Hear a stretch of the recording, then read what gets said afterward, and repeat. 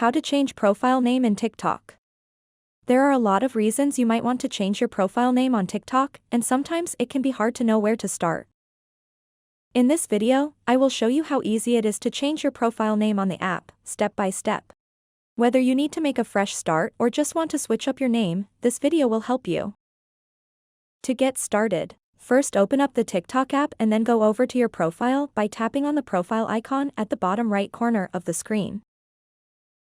Once you are on your TikTok profile, you will see there is a button that says, Edit Profile, and it's under the following and follower options. So go ahead and tap on Edit Profile. And then under the About You section, the first option is Name. So in order to change your profile name, simply tap on that. And as you can see, this is my current name. Let's tap on that and remove it. After that, type in the new profile name.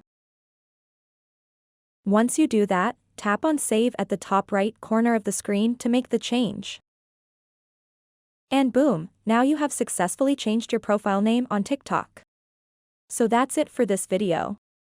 If you have any questions about this whole process, please let me know in the comments section below.